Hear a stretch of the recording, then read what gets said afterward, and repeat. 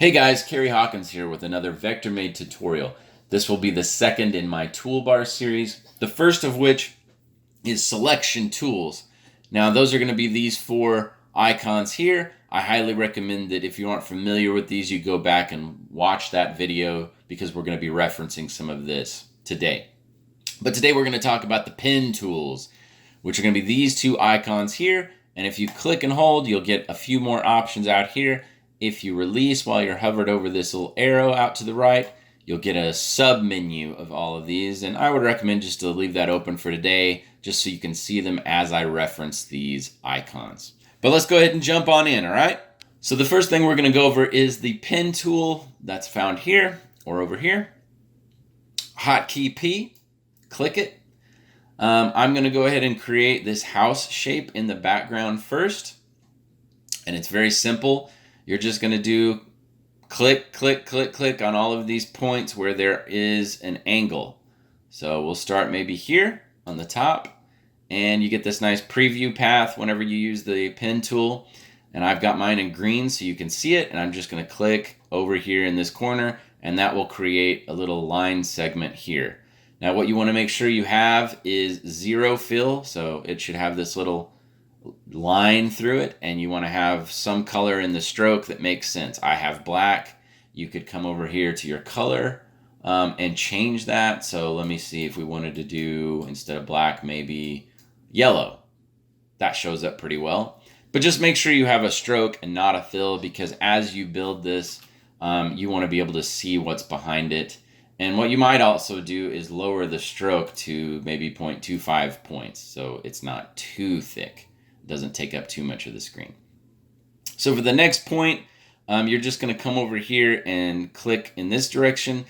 If you're holding shift when you do this, you're going to either go completely flat to the left or right, completely straight up and down, or you're going to go at a 45-degree angle, right?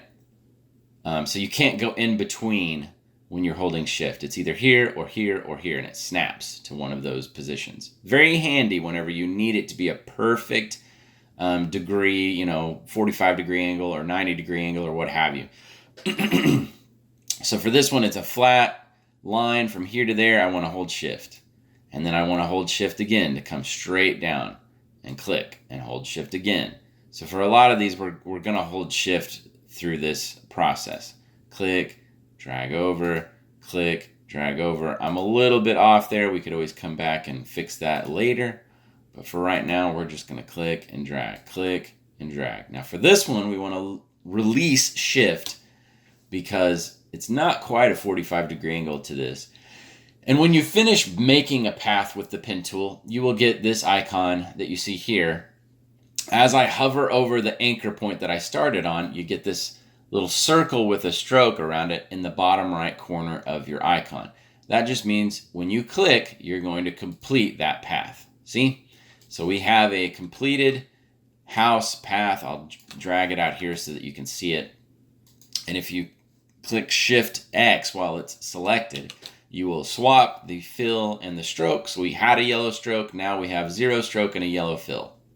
So it's kind of easier to see the shape sometimes if you do that. But that's the basics of that tool. Very, very simple. Okay, the second part of this tutorial, we're going to use the pen tool again, but do a little bit more in-depth on how you can do some more complicated paths. So as you can see, the hands are curved and are a little bit more complicated than the simple house shape that we just did. So let's say I'm going to build the hand and then use that to make this hand, and then I'm going to make this sort of crescent shape separately. We'll do 3 parts. So for the hand, let's maybe start here because I want these paths to overlap so that later I can make one solid shape, okay? So a little bit of overlap here is going to be good. And maybe click. What we're going to do to get a curve is we're going to click, left click, and drag to create these handles. See these handles that come out? And as you do that, they're going to be equidistant from this point that I created. So the left side and the right side, or the top and the bottom, are going to be the same length. And you don't always want that, but it always starts out that way. just as default. And that's pretty good right there. That's a good start. You can see this is a bit of a curve here. We also start out with this handle, which creates a curved preview path. You can see I can't go straight out from here unless I modify this handle. But I don't want to modify it because it's actually good. I want to keep it, you know, if I click right there, that's a pretty good curve right here. But maybe come out just a little bit and click and drag again to create a little curve on this side. That looks perfect. So once again, we've got a bit of a curve starting out here. We might click and drag right there. That looks good. And then maybe click and drag here. And we're really just making sure that this lines up with this edge. And I might create a point right here. And then definitely one at the kind of apex of this curve. I might come down here, click and drag. And maybe kind of make one right there. I think I'll do another about here.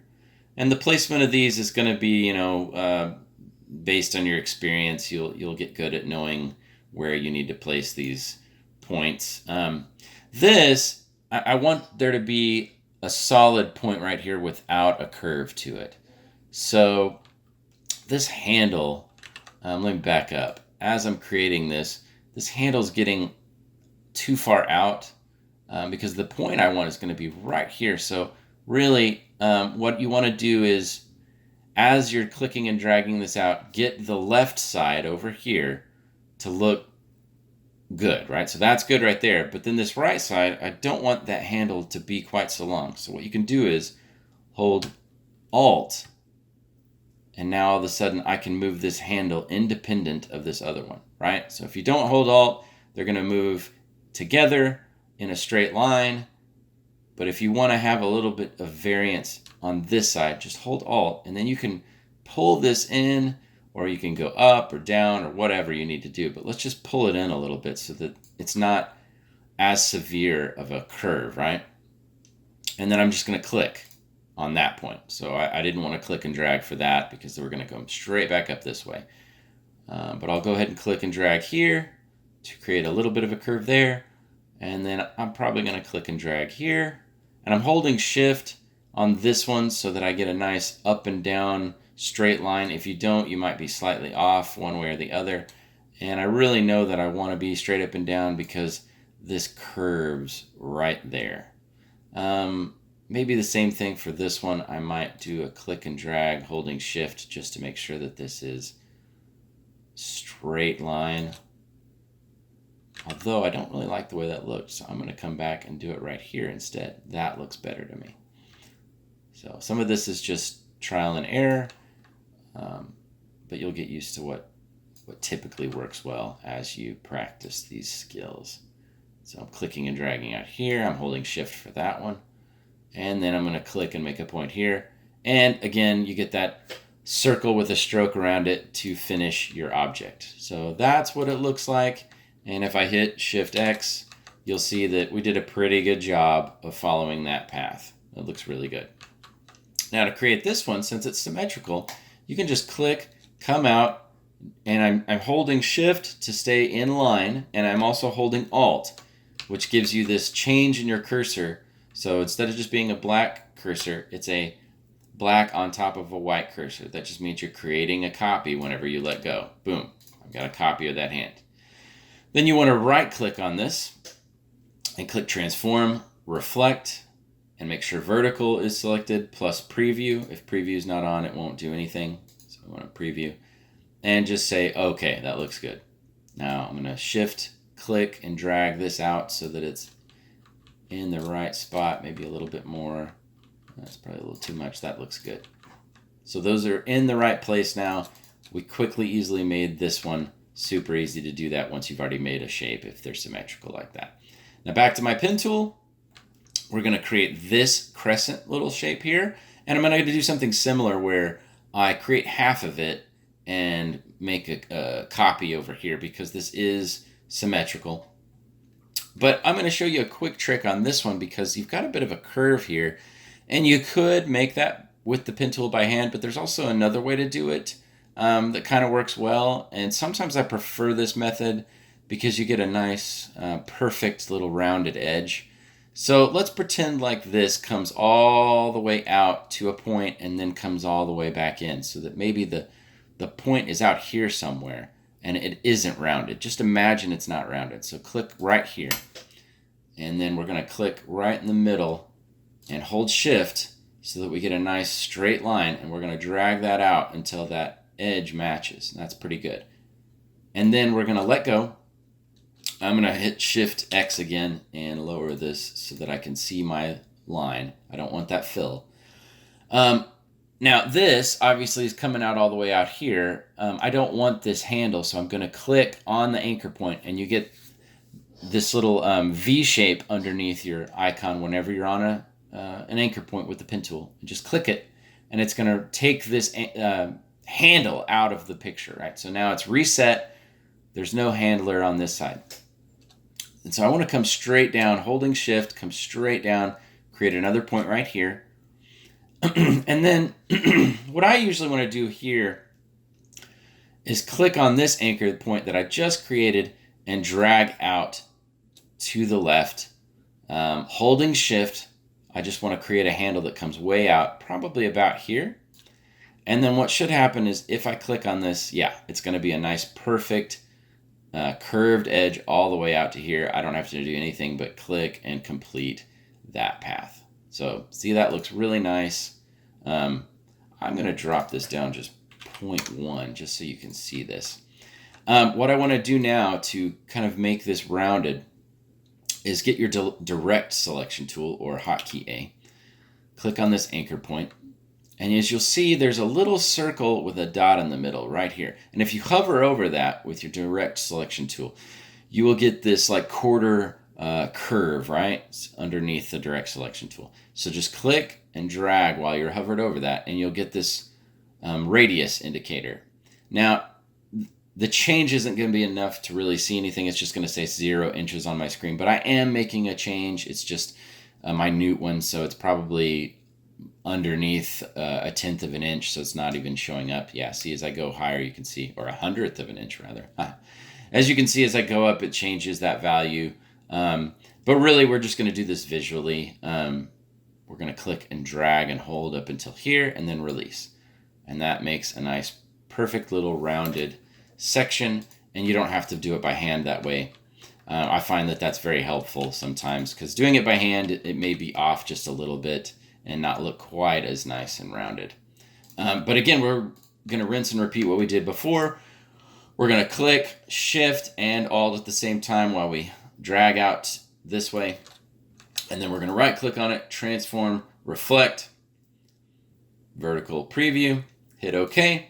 Now there's a little bit of space between these two here. So what you want to do is click and shift click, make sure both are selected. Then click on the one that's properly placed, and you'll see a little bit thicker outline. This one has a little thicker green outline than that one. That is going to be your key object.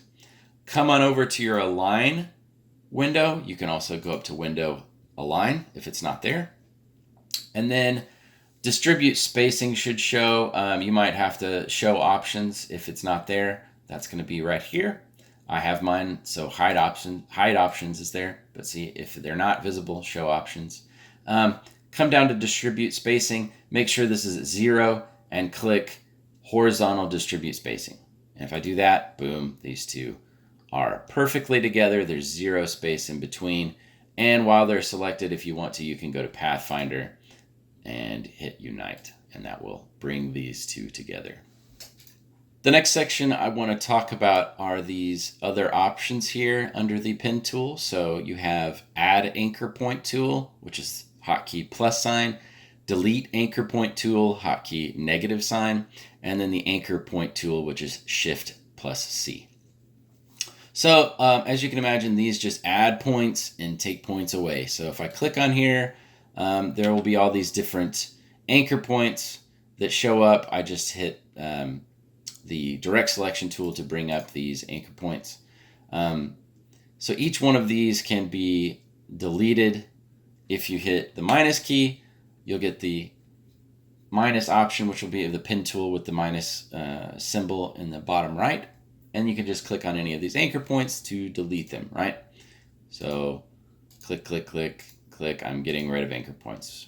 Why you want to do this is it keeps the shape intact, right? This is all connected still, but you're just changing the way the shape looks, right? So, and if you wanted to come back in and add some points, you do the same thing. Just hit the plus sign. That's what your cursor looks like. You'll click on the path and start adding some points. Now, why this is important is you may want to make a subtle change somewhere, but you don't want to affect something else. So like if I make a change to this anchor point, again, hitting A just to get the direct selection tool, and then I click on one of these handles, it's going to affect the relationship between this and the next anchor point and the previous anchor point, see? But maybe you don't want to affect this one right here. Maybe you want a more subtle change just in this region. So you might add a point, again, pressing plus. You might add a path over here and maybe one over here so that when you go in and actually change this point here, it's not as drastic. It's not going to change the entire path as much, see? There's all sorts of reasons you may need to add or remove anchor points, but that's just an example. And then the other one, which is Shift C, is your anchor point tool. And it looks like this, like kind of an upside down V. This is going to, if you just click on an anchor point, it will reset the handles on both sides. So let me click A and then click on this to show you the handles. Here's a handle, there's a handle. That's where they are, that's what creates the curve. And if I, if I go to Shift C and click that, it's going to reset the handle on this side and the handle on that side. Now this point still has a handle, so you still have a curve. But this anchor point here no longer has handles on either side. So if I just do that to all of these points, I'll show you. It creates these harder edges, harder angles all the way around. It's going to look very polygonal. There's going to be no curve to this whatsoever. It's just going to be solid straight lines from each point to each point, right? And so this side is curved and this side has no curve, right? So sometimes that looks really cool. Another thing you can do with this tool is if you click and drag, you will create new handle points, like so. So click and drag. Maybe I want to click and drag this out, and then maybe click and drag this one out, like so. Do that. Do this. And obviously that looks terrible, but you can see what you can do with it is come back in and alter the way things are curved. Like for instance, maybe you actually do want a little bit of a curve right here. So maybe I'd come and click and drag like that, right? Softens that edge just a little bit. And then also on top of that, you can use the same tool on these handles themselves. Now if I just click and drag on this with the direct selection tool, I'm going to get both sides of the handle. But if I come over here and click on it with my anchor point tool, I'm only going to get this side. And now what's interesting is if I go back and hit A and get my direct selection tool again, now these are independent of each other. See, I can only affect one side or the other. So that's something to remember. If both sides are connected still, then if you use this direct selection tool, you're going to affect both sides. However, if you've come in and you've used the anchor point tool to alter one of those, then if you use your direct selection tool again, they will no longer be linked. So just something to think about. And that's pretty much the gist of all of those tools up here. And last but not least is the curvature tool, which is Shift tilde.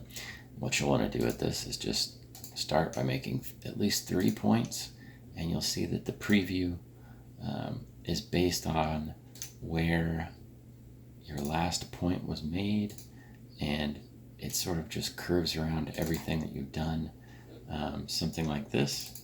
Now what I do to get these to not be curved is to just double click on that, and you can double click on it again to get it to be curved. But as you can see, it just sort of creates this rounded, very curvy look without having to be terribly precise. And then you can just click in here and drag these points wherever you want them, to sort of flesh it out. Once you've made the shape, you can always come back in here and sort of get it to look a little more precise, right? But there I've just sort of made a pumpkin-y kind of shape, and then you might come in over the top of it and do something like this, or like a jack-o'-lantern type look or something. But that's really all you have to do, is just a lot of clicking and playing around with these different points and just seeing what kind of works for you. So double clicking on things to take away the curve, clicking and dragging to move these points, and just sort of gives you a cool way to illustrate things without any rough edges. It's all going to look very smooth and hand-drawn. So not something I use terribly often because, it's just not very precise, but you could see where there could be a need for something like this. So anyway, play around with it. Let me know what you think. Leave any comments or questions down below. Like the video, subscribe, share, and do all that. And I'll see you guys in the next one. All right, later.